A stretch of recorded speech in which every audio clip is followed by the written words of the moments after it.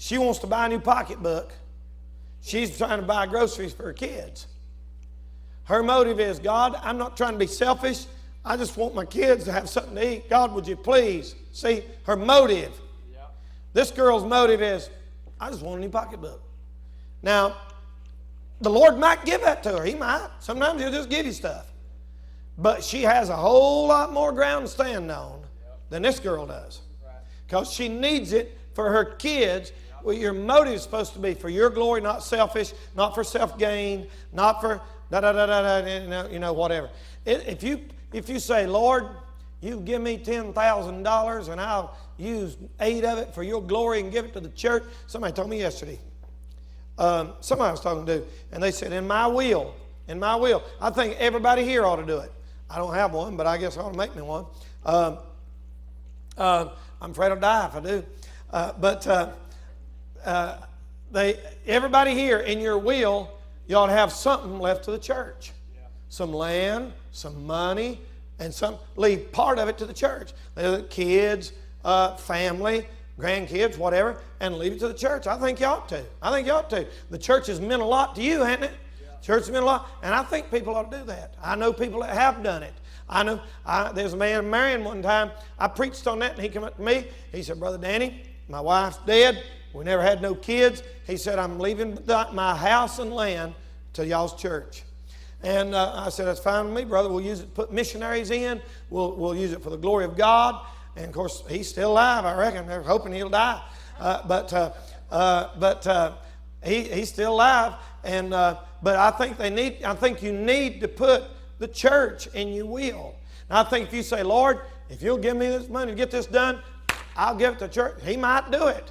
But if you're praying for selfish reasons, like, I'm greedy, I want more, more than likely you're not going to get that prayer answered. More than likely. Your motive, he said, you ask amiss that you might consume it upon your lust. In other words, if I'm asking for a selfish reason, just because I'm a brat, then I'm not very likely to get that prayer answered. If I get down and I say, God, I got to have $500 because my insurance is due and I can't drive and I'm working and doing the best I can. God, I can't provide for my family and they're going to kick us out of our house. Then you watch the Lord move on a prayer like that. Yeah. But if I get down and say, I want to go shopping Friday night, give me $500, you probably ain't going to get it. So that's the difference in your motive. Amen. Like that guy said one time, this kid went and stayed with these people from church.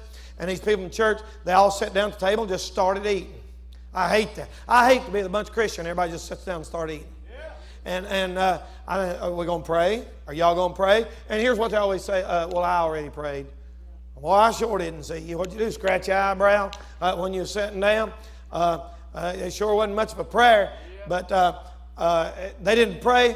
And the little boy said, are we not going to pray? And they said, no, we don't do that here. And he said, oh, you're just like my dog. You just start right in and don't look up and see where it come from. Yeah, man. You know, you throw something out of the dog, the dog just starts eating it. He don't look up and say, thank you. Does he? He just grabs it and takes off and hides it from other dogs and eats it. That's just like, listen, we ought to look up and see where it comes from and be thankful and our heart be right. All right? Anybody have a question or a comment on prayers of selfishness?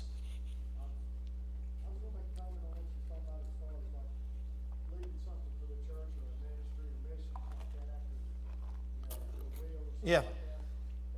Doing something like that is a way of keeping the rewards. Yes, sir, brother. You're gone. In heaven, you can still have rewards that yep. will be given because of what you received, you planted in the church, yep. and in ministry, and missions, or something like that. If you got a $100,000 insurance policy, leave 10,000 of it to the church. Something like that. I mean, ain't nothing wrong with that. As a matter of fact, God will honor that. Amen. He might let you live a little longer if you do that. Or He might kill you, I don't know. We might need the money and it kill you. No, I don't think. Anybody else right quick? I tell you what, you take out a $100,000 insurance policy and leave it all to the church and go live dangerously.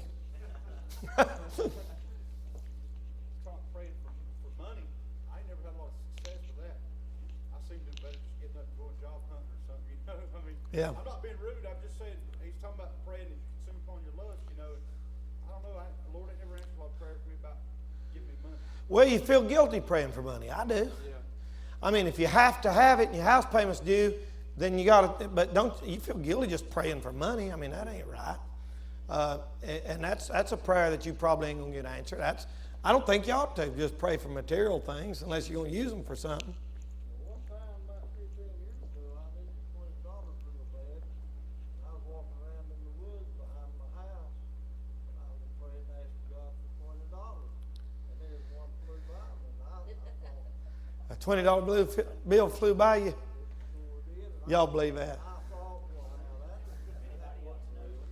I prayed for that. Maybe I better go back and look. And sure enough, it was a $20 bill. What about that? Amen. Amen. Let's do that again. Try it again. I do. I'm just kidding. Anybody else? All right, let me show you another one. Numbers chapter 22. Look at the book of Numbers chapter 22. And I'm going to show you a man who prayed a wrong prayer, and his prayer did not get answered. Numbers chapter 22. Old Balaam and back yonder, he was a strange character, this guy was. I'm telling you what, this guy's wicked. And he wanted God to curse his people, and God would not curse his people. So look at Numbers chapter 22 and verse number 6. He said, "Come now, therefore, I pray thee, curse me this people, for they are too mighty for me. Peradventure I shall prevail, that we may smite them, and that I may drive them out of the land. For I wot that he whom thou blessest is blessed, and whom thou cursest is cursed." And the elders of Moab and the elders of Midian departed with rewards of divination in their hand, and they came unto Balaam and spake unto him the words of Balak. Verse 8, "And he said unto them, Lodge here this night, and I will bring you word again, as the Lord shall speak unto me." Now, on down into verse number 12. "And God said unto Balaam, Thou shalt not go with them, thou shalt not curse the people, for they are blessed." Did you know, if you pray a prayer in opposition to God's people, you're not going to get that prayer answered? We're not supposed to pray God will kill somebody because we don't like them, or they hurt our feelings, or that woman that lives. You're not supposed to pray, "Lord, burn their house down." You're not supposed to pray, "Lord, kill Casey Anthony." Listen, you've done stuff God ought to kill you for. I've done stuff God ought to kill. According to the Old Testament, every one of us done stuff God ought to kill us for. We broke the Sabbath, done everything, broke the commandments, and it's not right to. I've heard Christians, "Get them, Lord, get them, get them." You're wasting your breath. You better just let God decide who needs to get got, and let Him get them if He wants to, and you just worship Him. You don't use God like He's a big brother to go over and punch out somebody who hurt your feelings or you don't like. God's fair to everybody. He's fair to everybody. Lord ain't going. You ain't going to say, "But Lord, they hurt me. Get them." That ain't the way to pray. As a matter of fact, I had a bunch of people praying against me, and the more they prayed against me, the Lord blessed me. One guy told me, said, "I hope the Lord kills you." And I said, "Keep it up, buddy, keep it up, because I'm getting blessed like crazy." One old preacher wrote me a letter one time. He said, "I don't even see why God lets you preach." And I thought, He's merciful, that's why. And the Lord blessed me, and I thought, why does God let any of us preach? Why does God let any of us live? Why does God let just His mercy? That's how. That guy there, I don't see how God lets him preach. Really. I mean, you can't say, "All right, God, I think you ought to get so-and-so."